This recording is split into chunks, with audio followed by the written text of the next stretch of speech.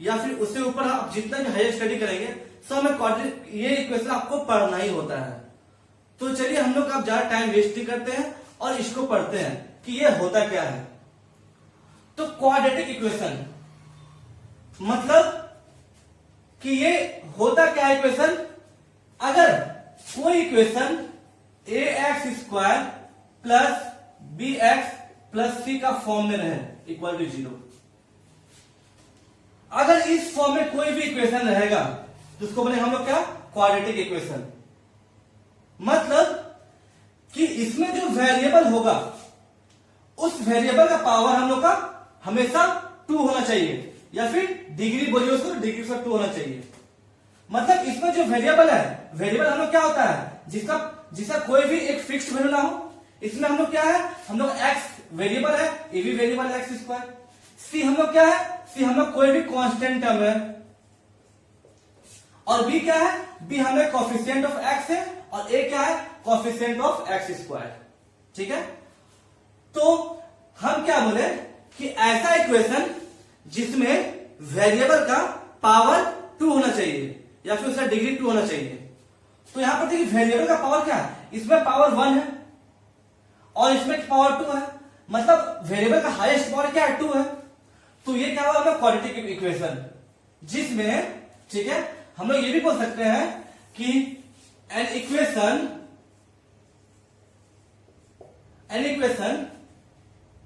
ठीक है in the form an equation in the form ax² plus bx plus c, ठीक है, is equal to 0 in which a b and c are real number। मतलब इसमें जो a b c है, a क्या coefficient of x² है, b coefficient of x है, और c क्या है, कांस्टेंट टर्म। तो इसमें जो a b c हम लोग रियल नंबर होना चाहिए, और जो a होगा वो नॉट इक्वल टू 0 होगा। ठीक है, तो इसको बोले हम लोग क्या, क्वाड्रेटिक इक्वेशन। तो अब हम लोग जैसे एग्जांपल लेते हैं, अगर हम बोले कि क्या 2x² प्लस 3x माइनस 9 हम लोग का क्वाड्रेटिक इक्वेशन है, तो देखेंगे अब वेरिएबल x है। अब देखेंगे वेरिएबल का पावर कितना है, तो वेरिएबल का पावर 2 है। मतलब हम क्या बोलते हैं कि अगर किसी भी इक्वेशन का वेरिएबल का हाईएस्ट पावर 2 रहे तो वो हो जाएगा हमारा क्वाड्रेटिक इक्वेशन। तो ये हमारा क्वाड्रेटिक इक्वेशन है। अगर बोलेंगे हम कि बताइए x² प्लस 2 हम लोग का क्वाड्रेटिक इक्वेशन है, तो हम लोग x² के बाद कोई भी टर्म रहे या ना रहे मतलब नहीं है, बीच का टर्म रहे या फिर ना रहे मतलब नहीं है, बस हम लोग का x² एक होना चाहिए। मतलब एक वेरिएबल हम लोग को होना ही चाहिए जिसका पावर 2 हो, उसका बाद कुछ भी रहे हमको उससे मतलब नहीं है। तो यहां पर देखिए x² प्लस 2 है, मतलब वेरिएबल का पावर कितना 2 है, तो हाँ ये हम लोग का क्वाड्रेटिक इक्वेशन है। और एग्जांपल लेते हैं, सपोज अगर हम बोल रहे हैं कि क्या x प्लस 3 प्लस x² हम लोग क्वाड्रेटिक इक्वेशन है, तो यहां पर देखिए वेरिएबल देखेंगे, वेरिएबल हम लोग का x है और उसका क्या पावर 2 है, तो हाईएस्ट पावर इसका 2 है, मतलब ये हम लोग का ये क्वाड्रेटिक इक्वेशन है। अगर हम ये बोल दे बताइए x² plus x³ plus 3 equal to 0, क्या ये हमें क्वाड्रेटिक इक्वेशन है, तो यहां वेरिएबल क्या x है। अब इसका आपसे देखना हाईएस्ट पावर, तो इसका हाईएस्ट पावर क्या है 3 है, तो मतलब ये हम लोग का क्वाड्रेटिक इक्वेशन नहीं है, क्योंकि उसका हाईएस्ट पावर 2 ही होना चाहिए। अगर हम लोग का क्वेश्चन रहेगा, सपोज हम लोग का क्वेश्चन रहेगा कि x plus 1/x² is equal to suppose 3 है, बोलेगा कि क्या हम लोग का ये क्वाड्रेटिक इक्वेशन है, क्या हम लोग का ये क्वाड्रेटिक इक्वेशन है। तो इसको पहले हम लोग सिंप्लीफाई करेंगे। मतलब अगर नीचे हम लोग x² कॉमन लेते हैं तो यहाँ क्या हो जाएगा, x³ हो जाएगा प्लस 1 हो जाएगा इक्वल टू यहाँ 3। अब इसको क्रॉस मल्टीप्लाई करते हैं तो क्या हो जाएगा, x³ plus 1 equal to 3x²। अब सबको एक साइड लाते हैं तो हो जाएगा x cube minus 3x² plus 1 equal to 0। अब देखेंगे कि यहाँ जो कॉफिशिएंट है x, इसका हाईएस्ट पावर कितना है, तो इसका हाईएस्ट पावर 2 है 3 है, तो जब इसका हाईएस्ट पावर 3 है मतलब ये मेरा क्वाड्रेटिक इक्वेशन नहीं होगा। और भी एग्जांपल ले सकते हैं, अगर मान लीजिए हम लोग के पास सपोज एक ऐसा इक्वेशन रहा, बोले क्या ये मेरा क्वाड्रेटिक इक्वेशन है, तो इसको हम सिंप्लीफाई करते हैं तो हम लोग क्या हो जाएगा, नीचे x कॉमन लेंगे तो ये क्या हो जाएगा x² प्लस 1 इक्वल टू 3। अब ये क्या हो जाएगा x² plus 1 equal to 3x, cross multiply होगा तो यहाँ x² plus 3x plus 1 minus 3x plus 1 equal 0। अब देखेंगे यहाँ जो x है वेरिएबल, उसका हाईएस्ट पावर कितना है, हाईएस्ट पावर 2 है, मतलब ये मेरा क्वाड्रेटिक इक्वेशन है। ठीक है, यहां तक समझ गए कि क्वाड्रेटिक इक्वेशन हम लोग बोलते किसको है, या फिर हम लोग उसको कैसे हम लोग उसको बोलेंगे कि क्वाड्रेटिक इक्वेशन है कि नहीं है, कैसे चेक करते हैं। ओके, अब हम लोग आते हैं रूट्स ऑफ क्वाड्रेटिक इक्वेशन। हम लोग क्यों डिनोट किए हैं क्वाड्रेटिक इक्वेशन को। ठीक है, तो रूट्स ऑफ क्वाड्रेटिक इक्वेशन होता क्या है, अगर हम लोग कोई एक, पहले हम जानते हैं कि क्वाड्रेटिक इक्वेशन का ये इक्वेशन होता क्या है, ax² plus bx plus c, ये होता है। अगर हम लोग कोई एक रियल नंबर ले, कोई भी, चलिए उसको हम लोग अल्फा मानते हैं, अल्फा कोई भी रियल नंबर है, मतलब 1 2 3 4 -1 -2 1/2 1/3 -1/2 -2/5, मतलब कुछ भी अल्फा एक हम लोग का रियल नंबर होगा। ठीक है, तो जो मेरा इक्वेशन है ax² plus bx plus c, उस इक्वेशन में अगर उस अल्फा का वैल्यू पुट करें x के जगह पे, ठीक है, अगर उस अल्फा का वैल्यू x के जगह पर पुट करें तो पूरा इक्वेशन अगर में 0 आ गया तो बोलेंगे कि वो जो अल्फा का वैल्यू था वो उसका रूट्स होगा। ठीक है, जैसे हम क्या बोले, अ रियल नंबर अल्फा, अल्फा क्या है, अल्फा एक रियल नंबर है, मतलब अल्फा कुछ भी हो सकता है, +-1 +-2 कुछ भी हो सकता है, या फिर 1/2 -1/3 कुछ भी हो सकता है अल्फा, मतलब एनी नंबर। ठीक है, अगर मेरा अ रियल नंबर अल्फा है is called a roots of quadratic equation ax² plus bx plus 0। हम लोग अल्फा को तभी सा रूट्स बोलेंगे जब हम लोग अल्फा को x के यहां पर पुट किए हैं, x यहां पर x था तो अल्फा पुट किए, यहां पर x² है तो अल्फा² हो जाएगा।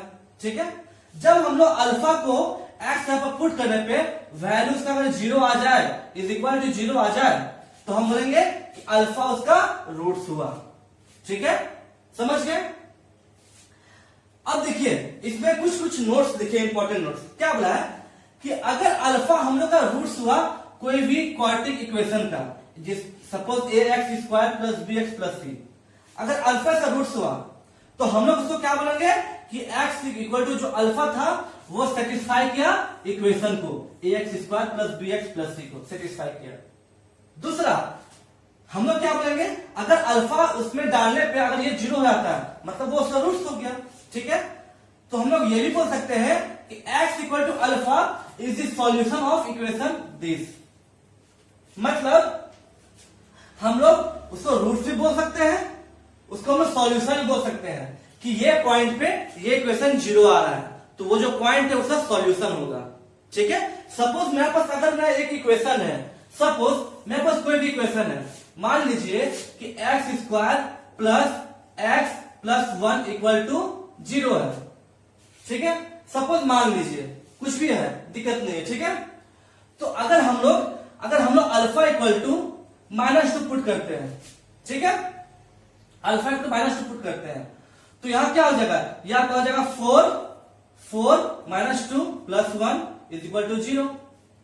ठीक है, तो यह हो जाएगा आपका 4 -2 2 प्लस 1 मतलब 3 आ गया इसका वैल्यू, 3 आ गया इसका वैल्यू, मतलब 3 आ गया, मतलब ये 0 नहीं आया, 0 नहीं आया ना, मतलब जब अल्फा इक्वल -2 में 0 नहीं आया मतलब ये इसका रूट्स नहीं है। ओके, मतलब ये इसका सॉल्यूशन नहीं है। अगर यहाँ पे 0 आ जाता, अल्फा -2 पुट करने में 0 आता तो क्या बोलते हैं कि दिस नंबर इसका रूट्स है, या फिर अल्फा इक्वल टू -2 इसका सॉल्यूशन भी है। ठीक है, अल्फा सॉरी यहां पर एक्स होता है, एक्स इक्वल टू -2।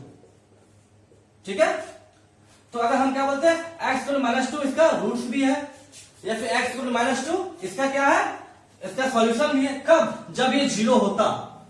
ठीक है, अगर ये वैल्यू 0 हो जाता पुट करने पे तो क्या बोलते हैं x equal to alpha satisfies the equation, या फिर x equal to alpha is the solution of the equation. या जो रूट्स होता है क्वाड्रेटिक इक्वेशन का, इसका जो रूट्स होता है मतलब जो हम लोग एक्स जो निकलता है, ठीक है, उसको हम लोग एक तरह से उसको जीरो भी बोलते हैं, उसको जीरो ऑफ द पॉलिनोमियल भी बोलते हैं। ठीक है, जो मैंने पॉलिनोमियल चैप्टर में बताया था कि जीरोस कैसे फाइंड करते हैं और जीरोस कैसे हम लोग जीरोस किसको बोलते हैं। ओके, यहां तक समझ आ गया कि उसको जीरोस भी बोलते हैं। ठीक है, कोई भी इक्वेशन में जो एक्स का वैल्यू आता है।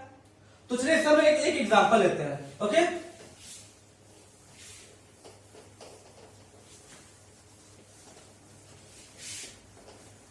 अगर मेरे पास मान लीजिए एक इक्वेशन है, सपोज मेरे पास एक इक्वेशन है 2x², ठीक है, -5x -3 = 0।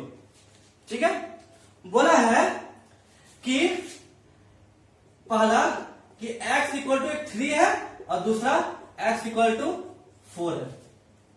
तो बोला है कि इनमें से कौन इसका रूट्स है। ठीक है, इनमें दोनों में कौन इसका रूट्स है, ओके, या फिर कौन इसका सॉल्यूशन है। तो हम क्या बोले थे कि इसका वैल्यू सब पुट करने पर 0 आ जाए, मतलब LHS इक्वल टू RHS आ जाए, तो क्या बोलेंगे कि ये हम लोग जो वैल्यू है वो उसे सेटिस्फाई कर रहा है, या फिर ये उसका रूट्स है, या फिर ये उसका सॉल्यूशन भी है।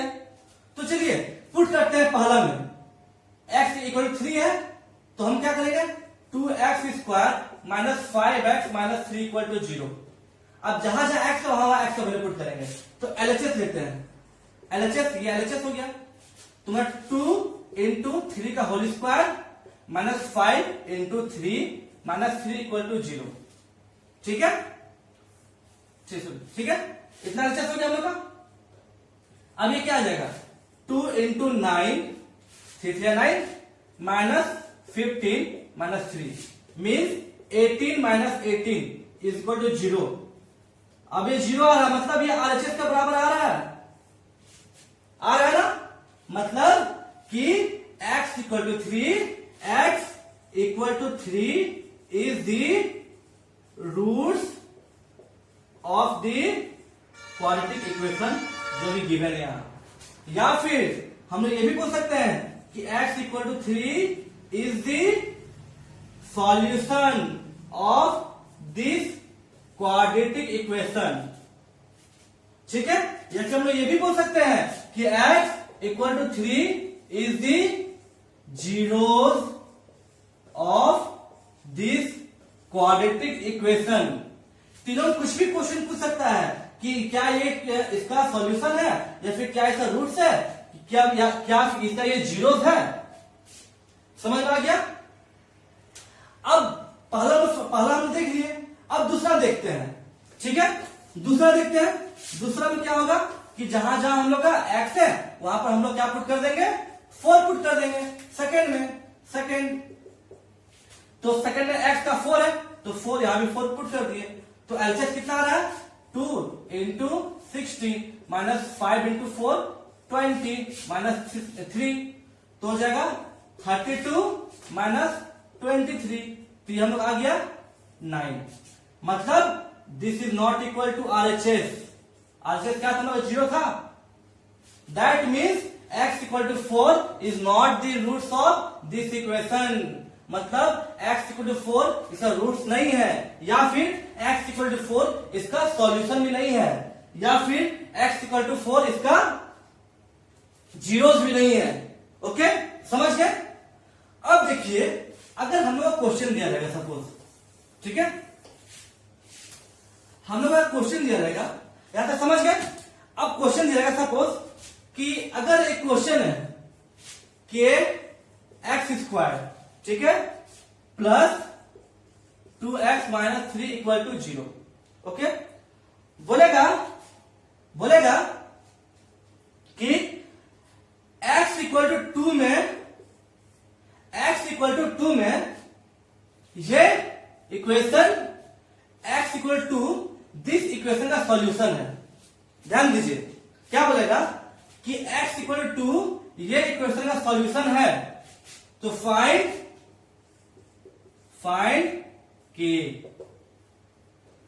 ठीक है, मतलब x इस इक्वेशन का सॉल्यूशन है, मतलब क्या कि जहां x है वहां पर 2 पुट करते हैं, तो क्या हो जाएगा k 2 का whole square plus 2 into 2 minus 3 equal to 0।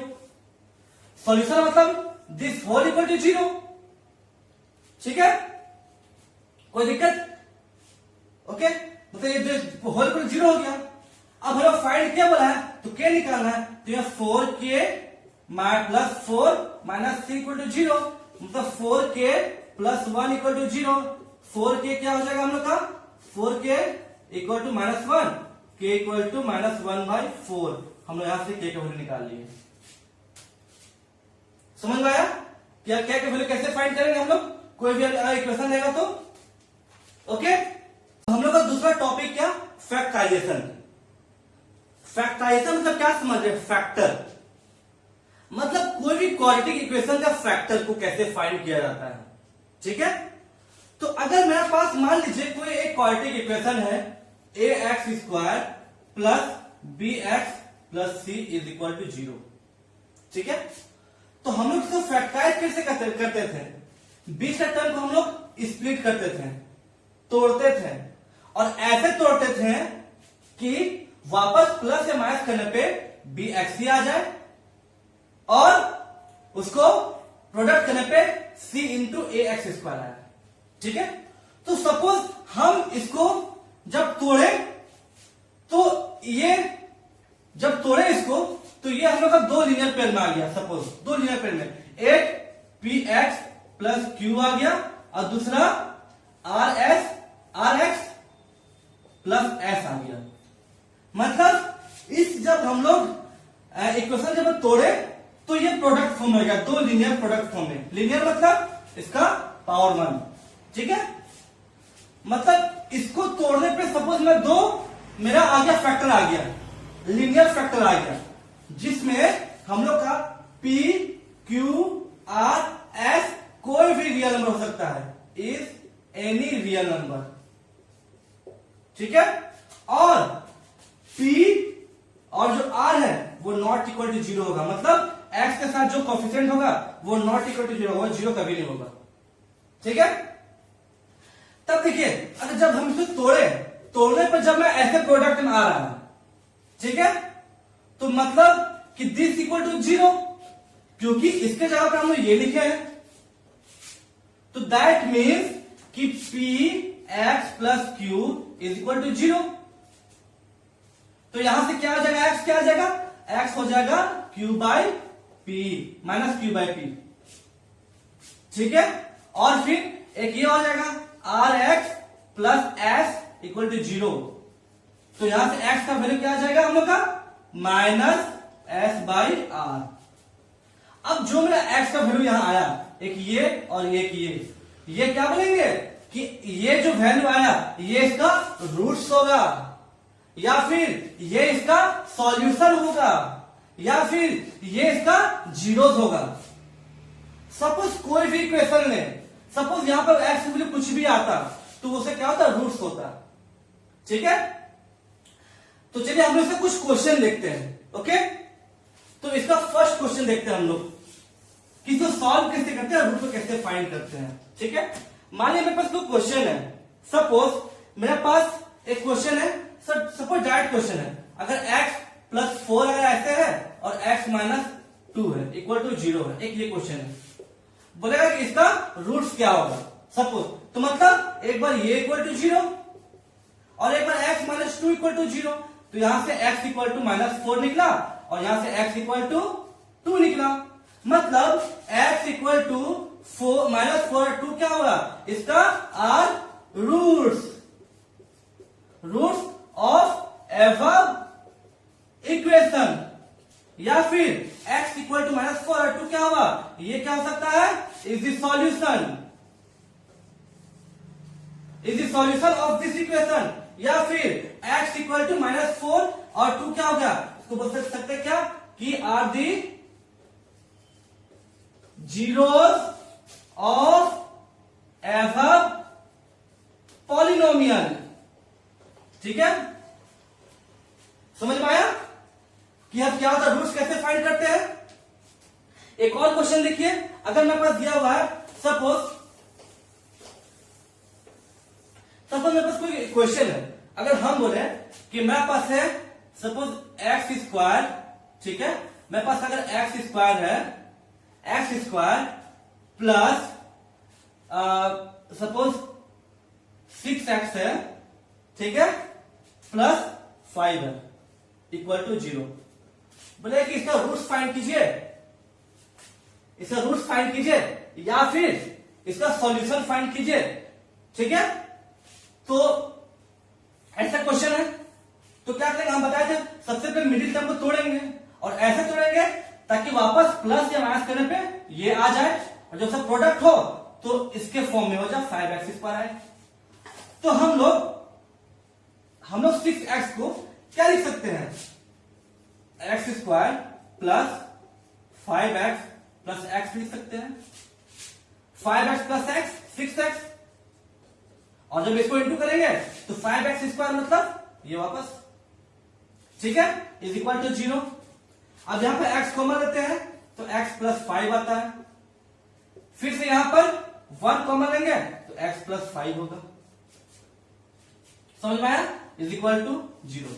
मतलब एक आ गया हम लोग का x प्लस 1 आ गया, एक x प्लस 5 आया, इज इक्वल टू 0। ठीक है, मतलब x प्लस 1 इक्वल टू 0 और एक x प्लस 5 इक्वल टू 0। तो x का वैल्यू यहां से क्या आ गया हम लोग का -1, और यहां से x का वैल्यू क्या आ गया हम लोग का -5। मतलब x इक्वल टू -1 -5 क्या हो जाएगा, इसका रूट्स हो जाएगा या फिर इसका सॉल्यूशन हो जाएगा। समझ में आया कि रूट्स का सॉल्यूशन कैसे निकालते हैं कोई भी इक्वेशन का, चाहे कोई भी इक्वेशन है। ठीक है, ओके। अब हम लोग के पास एक क्वेश्चन है, solve 1/x plus 4 minus 1/x minus 7 is equal to 11/30। ठीक है, इसको हम लोग क्वाड्रेटिक इक्वेशन के मेथड से सॉल्व करेंगे। तो दैट मीन्स हमको इस क्वेश्चन को सबसे पहले हम लोग को क्वाड्रेटिक इक्वेशन में लाना पड़ेगा। ठीक है, मतलब ax square plus bx plus c is equal to 0 इसका फॉर्म लाना पड़ेगा, एंड देन इसको फैक्टराइज करना पड़ेगा। तो चलिए पहले इसका फॉर्म में लाते हैं। तो नीचे जो डिनोमिनेटर है, ठीक है, उसके हम एलसीएम लेंगे तो क्या बचेगा, नीचे x plus 4 into x minus 7, तो यहां बचेगा x minus 7 minus of x plus 4 is equal to 11/30। ठीक है, 11/30। अब ध्यान दीजिए, ओके। अब हम लोग नीचे जो डिनोमिनेटर है उसको सॉल्व करेंगे। तो पहले एक ब्रैकेट ओपन करेंगे तो x को इस पूरा से इंटू करेंगे, x माइनस 7 बीच में प्लस है 4 को पूरा से इंटू करेंगे, ऊपर जो ब्रैकेट हम लोग ओपन करेंगे तो x minus 7 minus x minus 4 is equal to 11/30। ठीक है, 11/30। ओके। अब नीचे जो डिनोमिनेटर है उसको पर सॉल्व करते हैं। तो यहां जाएगा x square minus 7x plus 4x minus 28, और ऊपर में x हम लोग कट गया कि एक x प्लस में था एक माइनस था, तो यहां बचा -11 इज इक्वल टू 11/30। अब दोनों ऊपर साइड हम लोग 11 काट सकते हैं। ठीक है, तो क्या हुआ, तो अब क्या बचा हम लोग को -1 ये जगह x square minus 7x plus 4x minus 3x, ठीक है, माइनस 28 इक्वल टू 1/30। अब हम लोग क्रॉस मल्टीप्लाई करेंगे। जब क्रॉस मल्टीप्लाई करेंगे तो हम लोग क्या आएगा, ये हम लोग आएगा क्या, x square minus 3x minus 28 equal to -30। अब 30 को हम लाएंगे इस साइड, तो जगह x square minus 3x minus 28 plus 30 equal to 0। तो जगह x square minus 3x plus 2 equal to 0। अब देखिए ये हम लोग a x square plus b x plus c का फॉर्म आया। इसमें ए क्या है 1 है, बी क्या है हम लोग का -3 और सी क्या है 2 है। अब हम लोग ये क्वाड्रेटिक इक्वेशन का फॉर्म आ गया। अब इसका रूट्स निकालना है, ठीक है। तो हम लोग 20 टर्म को हम लोग तोड़ेंगे। तो तोड़ेंगे कैसे होगा, एक्स स्क्वायर, ठीक है, minus 2x minus x plus 2 equal to 0। 20 का टर्म को तोड़ दिए, minus 2x minus x minus 3x। जब इंटू करेंगे तो प्लस 2x स्क्वायर आ जाएगा, ठीक है। तो यहाँ x कॉमन लेंगे तो x माइनस 2 बचेगा, -1 कॉमन लेंगे तो x माइनस 2 बचेगा इक्वल टू 0, ठीक है। तो दैट मीन्स x माइनस 1 और x माइनस 2। एक चीज ध्यान दीजिएगा कि जो लोग कॉमन लेते हैं ना, तो दोनों कॉमन हमको सेम आना चाहिए, ठीक है। तभी आगे हम लोग कॉमन निकालेंगे। अब आगे हम x माइनस 2 कॉमन निकाले तो x माइनस 1 बच गया। अब that means x minus 1 equal to 0, x minus 2 equal to 0। तो यहां से क्या हो जाएगा, मतलब x का वैल्यू 1 और यहां पर x का वैल्यू 2। मतलब x equal to 1 and 2 are the roots of this equation. मतलब हम लोग क्वेश्चन कुछ भी रहे, उस क्वेश्चन को हम लोग पहले इस फॉर्म में लाना है, ठीक है। इस फॉर्म में लाना है, उसके बाद उसका रूट्स निकालना है मिडिल टर्म को तोड़कर, ठीक है। और अगर हम लोग डायरेक्ट ये क्वेश्चन दे दिया रहेगा, डायरेक्ट हम लोग को इस इक्वेशन में दे दिया रहेगा, ठीक है, तो हम डायरेक्ट उससे निकाल लेंगे। और अगर नहीं दिया रहेगा इस फॉर्म में तो हम लोग पहले उसको इस फॉर्म में लाएंगे, ठीक है, प्रोडक्ट या फिर कुछ डिवाइड करके, और फिर उसके बाद उसका रूट्स निकालेंगे। Okay, thank you.